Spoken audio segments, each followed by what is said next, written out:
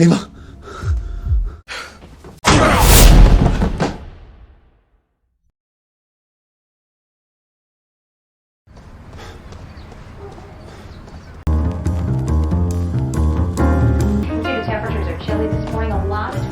Di awal film, kita akan diperkenalkan dengan seorang pria bernama Frank yang sedang santai di atas balkon. Rupanya Frank ini seorang duda anak satu yang sudah lama menjomblo.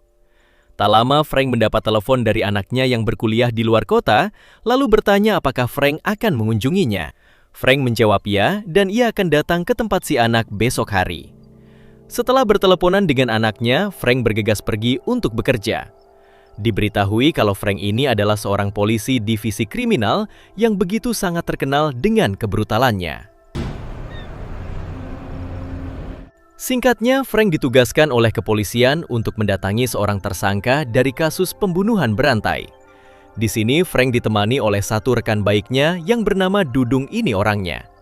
Di tengah perjalanan, Frank bertanya di manakah si tersangka berada. Dudung menjawab kalau si tersangka sekarang menyamar jadi kuli bangunan dan menurut informasi ia berada di pelabuhan. Setibanya di pelabuhan, Dudung mengingatkan Frank untuk membawa si tersangka dalam keadaan hidup dan mereka cukup membawa si tersangka ke kantor polisi. Selang beberapa saat, Frank dan Dudung akhirnya menemukan si tersangka dan menyuruh si tersangka untuk ikut dengan mereka.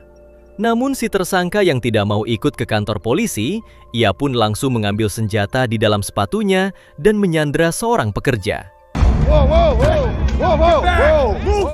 Di sini si tersangka meminta Frank agar menurunkan pistolnya dan pergi dari pelabuhan bersama Dudung.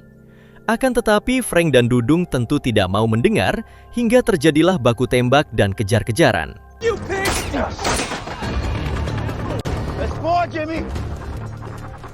Di tengah kejar-kejaran, Frank terus saja diserang oleh si tersangka. Sampai di suatu ketika, si tersangka kehabisan peluru dan Frank langsung saja berusaha mengejar. Naas dalam insiden tersebut, si tersangka harus koit ditabrak mobil sementara Frank kepalanya terbentur. Tampak Frank yang langsung pingsan bahkan telinganya mengeluarkan darah. 11 bulan kemudian, memperlihatkan Frank yang sekarang harus menggunakan alat bantu dengar, sebab kejadian waktu itu membuat indera pendengarannya rusak.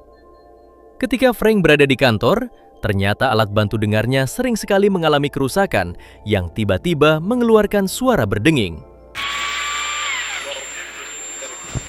Tak lama, saat Frank dihubungi oleh anaknya yang sudah kembali berkuliah di luar kota, terlihat si anak yang selalu mengajak Frank untuk berbahasa isyarat, walaupun sebenarnya Frank masih malu melakukan hal itu. Kemudian si anak memberitahu kalau 1 bulan lagi, ia akan mengadakan pentas musik dan si anak berharap Frank bisa hadir di acara tersebut. Frank mengatakan kalau ia berjanji pasti akan datang ke acara itu bagaimanapun keadaannya. Namun di waktu yang sama, tiba-tiba alat dengar Frank kembali error yang membuat Frank terpaksa menghentikan percakapannya dengan sang anak. Malam harinya, Frank diminta kepolisian untuk datang ke sebuah TKP pembunuhan yang ada di ujung kota. Akan tetapi saat Frank hendak menanyai seorang saksi, alat bantunya lagi-lagi mengalami kerusakan yang membuat Frank menjadi tidak fokus.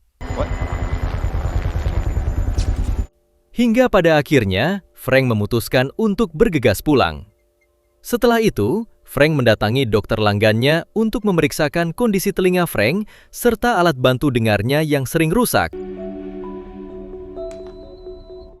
Setelah melakukan pemeriksaan, si dokter mengatakan kalau alat bantu dengar Frank tidak sama sekali rusak, dan yang selama ini menjadi masalah itu karena saraf pendengaran Frank yang semakin hari semakin melemah. Lalu si dokter menjelaskan kalau mulai sekarang Frank harus lebih giat belajar dalam bahasa isyarat karena ditakutkan Frank akan mengalami tuli total tanpa bisa menggunakan alat bantu. Keesokan paginya memperlihatkan Frank yang sedang merenung di dalam bar sambil memikirkan masa depannya. Ternyata Frank tengah memikirkan apakah dirinya akan pensiun atau tidak dengan kondisi pendengarnya yang seperti ini. Tak lama, Frank didatangi oleh sahabat baiknya, yaitu Dudung. Dudung sekarang bukan lagi polisi di bagian kriminal seperti Frank, melainkan pindah ke divisi anti-narkoboy sekitar 6 bulan yang lalu. Kemudian Dudung bercerita kalau 2 hari yang lalu ada kejadian pembantaian yang dilakukan oleh bos mafia barang haram. Dan saat kejadian itu, katanya ada seorang wanita yang sempat melihat, hingga Dudung harus menemui wanita tersebut sebagai bahan penyidikannya. Namun yang menjadi masalah, si wanita adalah seorang tunarungu yang tidak dapat bicara dan mendengar. Oleh karena itulah, ia ingin Frank membantu Dudung dalam menerjemahkan si wanita menggunakan bahasa isyarat.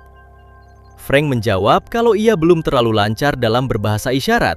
Ditambah Frank sedang rarungsing memikirkan apakah dirinya harus pensiun atau tidak. Mendengar itu semua, Dudung terus menyemangati Frank sebab kepolisian memang masih sangat membutuhkan kinerja Frank. Setelah mengobrol panjang, pada akhirnya Frank pun mau membantu Dudung dalam menemui si wanita. Dan ia juga memutuskan untuk tetap menjadi polisi. Eva Freeman. Adegan berpindah ke si wanita yang diketahui bernama Eva. Terlihat saat itu, Eva sedang membereskan apartemennya karena Eva akan pindah ke apartemen lain. Selang beberapa saat, Eva kedatangan tamu yang mana tamu tersebut adalah Frank dan juga Dudung. Di sini Frank mengatakan dalam bahasa isyarat kalau mereka berdua merupakan detektif polisi yang ingin menanyakan beberapa hal kepada Eva. Saat sudah berada di dalam, Frank bertanya kenapa apartemen ini begitu sepi. Eva menjelaskan kalau semua gedung apartemen akan dirobohkan hingga sebagian penghuni sudah pada pindah. Sementara Eva berencana akan mulai pindah pada besok hari. Kemudian Frank bertanya mengenai kejadian pembantaian yang dilakukan oleh kelompok bos mafia dan apakah Eva mengetahuinya. Eva pun segera menunjukkan video yang sempat ia rekam sambil meminta maaf karena ia baru melaporkan kejadian itu hari ini. Setelah melihat videonya, Frank dan Dudung akan membawa dulu ponsel Eva sebagai barang bukti. Tapi mereka berjanji akan segera mengembalikan lagi ponsel tersebut pada nanti malam. Sebelum pergi, Frank izin ke toilet dulu sebentar. Dan di sini ia pun menemukan obat naloxone, yang mana obat tersebut adalah obat untuk menetralkan reaksi sakau. Alhasil, Frank pun beranggapan kalau Eva adalah seorang pecandu.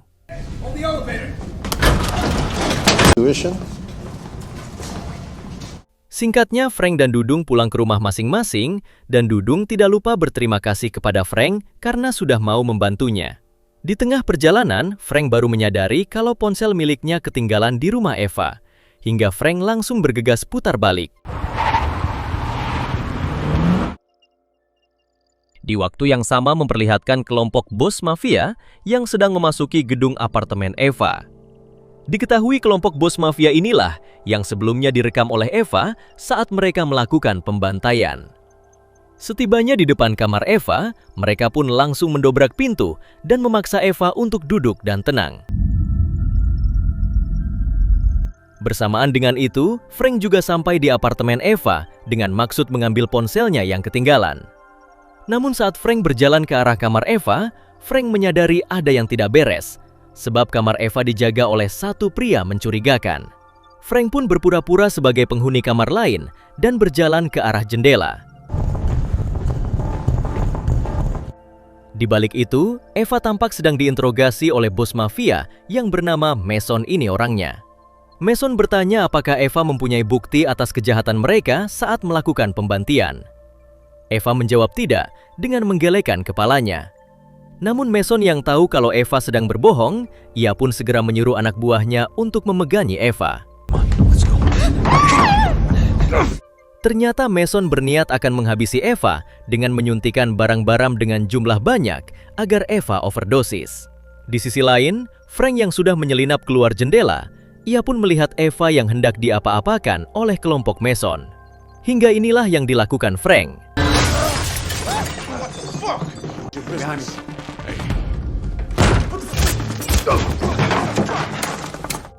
Dalam insiden ini, Frank berhasil menembak anak buah Mason, termasuk dengan tangan kanannya. Lalu Frank yang kehabisan amunisi, ia pun memutuskan kabur bersama Eva. Sampai terjadilah kejar-kejaran.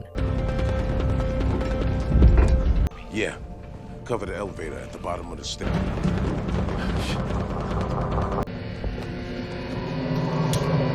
Sementara itu, Mason sendiri memutuskan kembali untuk melihat keadaan si tangan kanan. Setibanya di sana, Mason yang tidak mau tangan kanannya koit, ia pun segera menghubungi dokter khusus untuk para mafia. Mason juga tidak lupa menghubungi anak buahnya yang berjaga di bawah agar selalu waspada dan jangan sampai Eva dan Mason berhasil kabur. Elevator, what floor it's on? Everything should. Setelah itu, Frank menanyakan apakah di apartemen ini masih ada penghuni selain Eva, sebab Frank membutuhkan ponsel untuk menghubungi bantuan. Eva mengatakan kalau di kamar nomor 23 masih ada penghuni, hingga Frank berniat untuk pergi ke situ. Namun sebelum pergi, Eva meminta Frank agar nantinya Frank kembali dengan memberi kode menggunakan uang selembar. Di waktu yang sama, dokter yang sebelumnya dihubungi Mason, kini sudah ada di lantai bawah dan bertemu dengan satu anak buah Mason. Di sini si anak buah langsung saja mengarahkan dokter tersebut ke lantai atas, sebab tangan kanan Mason membutuhkan bantuan. Setibanya di lantai atas, Mason pun segera menyuruh dokter itu untuk mengobati si tangan kanan yang tadi sempat tertembak. Hold this up. What? Up. Sementara di tempat yang berbeda, Eva tampak begitu senang saat melihat dua orang polisi datang ke gedung apartemen. Namun seketika perasaan senang Eva berubah saat mengetahui kalau para polisi tersebut berbincang dengan anak buah Mason. Hingga Eva pun sadar kalau kedua polisi itu merupakan polisi korup. Find out which of these apartments are still occupied and you hit those first. Tak lama Frank memberi kode kepada Eva agar Eva mau membukakan pintu kamarnya. Di sini Frank mengatakan jika dirinya tidak menemukan siapa-siapa di kamar nomor 23, termasuk di sana juga tidak ada ponsel yang bisa ia gunakan. Lalu Eva memberitahu jika tadi ia melihat dua polisi. Tapi sayang, para polisi itu adalah polisi korup yang bekerja sama dengan kelompok Mason. Di sisi lain, Mason sendiri tak sengaja menemukan ponsel milik Frank yang sebelumnya ketinggalan, hingga ia berpikir kalau Eva dan Frank tidak memiliki ponsel dan belum menghubungi pihak manapun. Kemudian Mason menghubungi anak buahnya yang berjaga di luar untuk tetap berada di posisi masing-masing. Sedangkan dua polisi korup diminta mencari Eva dan Frank ke setiap kamar. Adegan kembali ke Eva yang baru saja teringat kalau di dalam lift ada sebuah telepon dan dengan telepon tersebut mereka bisa menghubungi bantuan. Pada akhirnya mereka berdua pun bergegas keluar menuju lift. Namun saat baru saja berjalan, alat bantu dengar Frank harus kehabisan baterai yang membuat Frank benar-benar tidak bisa mendengar. Kemudian Frank dan Eva terus melanjutkan perjalanannya menuju lift di lantai 5. Setibanya di sana, Frank langsung menghubungi 911. Tapi karena Frank tidak dapat mendengar, ia pun malah mematikan teleponnya sebelum operator merespon.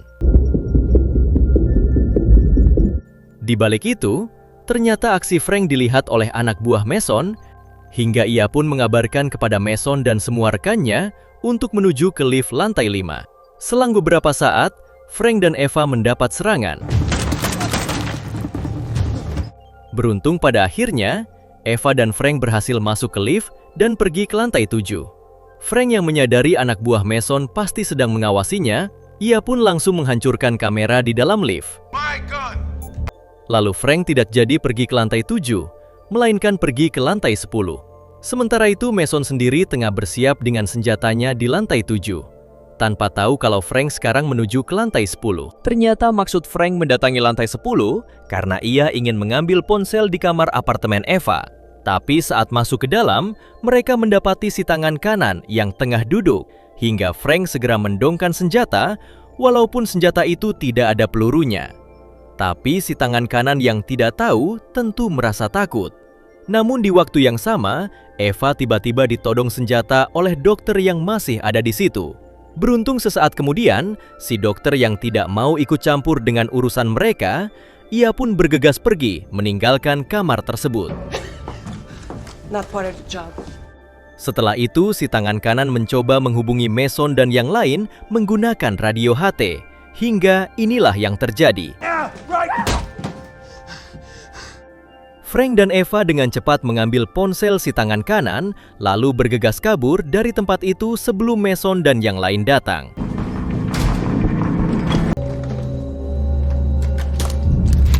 Setibanya di tempat aman, Frank pun dengan segera menghubungi Dudung lewat panggilan video call. Di sini percakapan mereka sempat berantakan karena Frank hanya bisa bicara tanpa bisa mendengar. Tapi beruntung Eva dapat membaca gerak bibir Dudung yang membuat Frank akhirnya mengerti. Setelah melakukan video call, kini Frank dan Eva hanya tinggal menunggu Dudung datang. Namun tanpa diketahui, ternyata Mason dan kelompoknya sudah berhasil melacak keberadaan Frank melalui ponsel yang tadi dipakai oleh Frank. Hingga selang beberapa saat, kelompok Mason pun mendobrak pintu kamar tersebut. Beruntung di waktu yang tepat, Frank dan Eva bergegas pergi dari ruangan tersebut hingga terjadi aksi kejar-kejaran.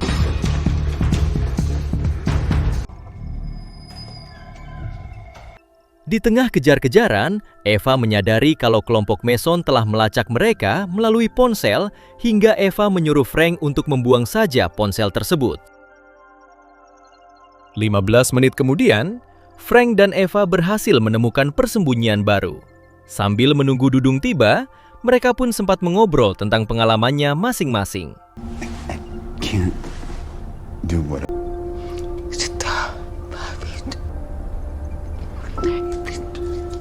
Tak lama, Frank dan Eva melihat Dudung yang baru saja tiba. Namun sayang, Dudung malah datang seorang diri, yang membuat Frank merasa khawatir dengan keselamatan Dudung. Alhasil, mereka berdua berencana untuk turun ke bawah menggunakan tangga darurat yang ada di jalur lift demi bisa menyelamatkan Dudung. Akan tetapi, saat Frank dan Eva baru saja hendak turun, tiba-tiba satu polisi korup menodongkan senjata kepada Frank. Dengan menggunakan bahasa isyarat, Frank meminta Eva agar tetap melompat ke tangga darurat, sementara Frank melakukan hal ini.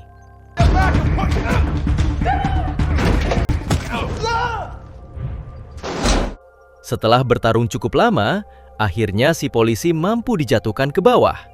Akan tetapi, saat Frank akan menuruni tangga, ternyata si polisi kembali sadar, hingga keributan pun harus dilanjutkan.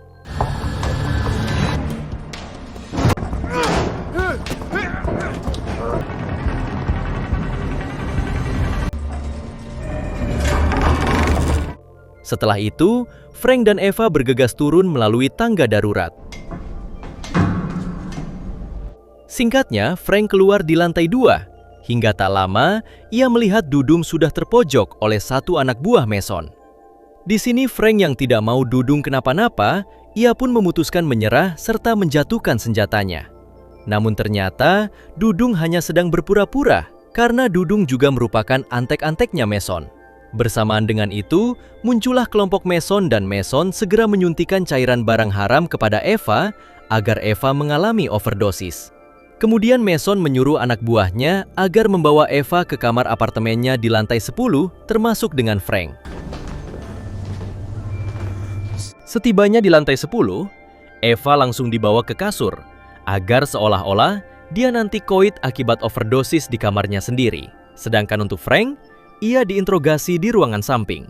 Di tengah interogasi, ternyata Dudung dan Mason akan menyogok Frank supaya Frank mau tutup mulut.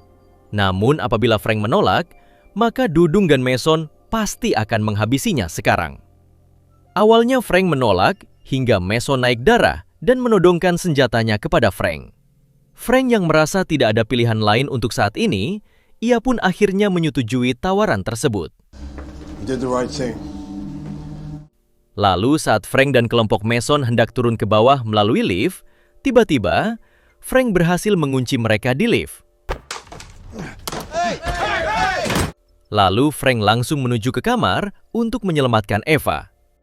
Di sini Frank pun teringat dengan obat Naloxone, yaitu obat yang bisa menetralisir sakau yang membuat Frank segera menyuntikkan obat tersebut. Beruntung, tak lama dari itu, Eva pun sadar. Tapi Eva mengatakan kalau obat Naloxone hanya mampu bertahan 10 menit. Artinya dalam 10 menit ke depan, apabila Eva tidak mendapatkan bantuan medis, maka Eva dipastikan akan koit akibat overdosis.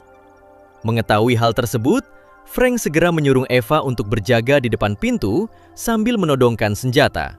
Sedangkan Frank sendiri akan menyulut kebakaran supaya bisa memancing orang-orang datang ke apartemen ini.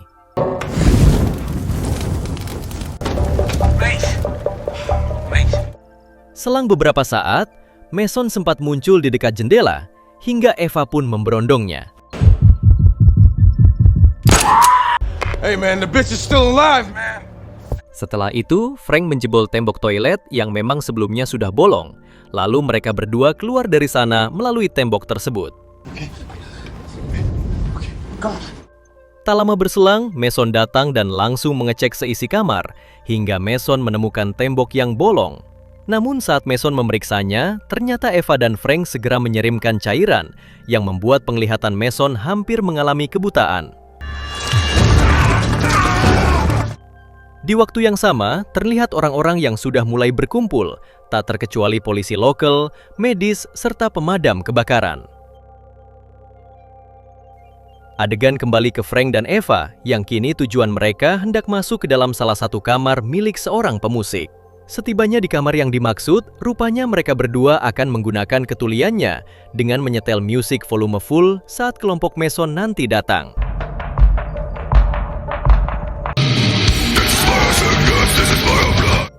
Beberapa saat kemudian, Dudung dan Raymond masuk ke kamar tersebut. Lalu mereka berdua pun berpencar untuk mencari Frank Eva. Akan tetapi bersamaan dengan itu, Mason yang matanya sudah rabun, ia malah tak sengaja menembak Dudung yang membuatnya harus koit. Setelah itu, Mason mendekati sound system dan ia pun segera menghentikan suara musik tersebut. Di waktu yang sama, Eva tiba-tiba mengalami pingsan sebab obat naloxonnya sudah mulai tidak bereaksi. Eva! Kemudian dengan mata yang masih rabun, Mason menghampiri Eva dan siap menghabisi Eva. Tapi sebelum hal itu dilakukan, Frank muncul dan inilah yang terjadi. Lalu dengan cepat, Frank membawa Eva keluar dari gedung apartemen. Ketika sudah di luar, Eva pun langsung ditangani oleh tim medis. Sedangkan para polisi lokal akan mengepung anak buah Mason yang masih hidup. 1 bulan kemudian, memperlihatkan Frank yang tengah melihat putrinya bermain musik di acara pentas. Frank sengaja tidak memakai alat pendengar, supaya ia bisa merasakan keheningan di suasana yang ramai. Tak lama dari itu, Frank tiba-tiba dihampiri oleh Eva, yang kini sudah sembuh total. Eva bertanya di mana alat bantu dengar Frank, dan Frank menjawab kalau ia tidak mau memakainya. Lalu mereka berdua pun berpegangan tangan, karena ternyata mereka sudah saling jatuh hati. Tamat.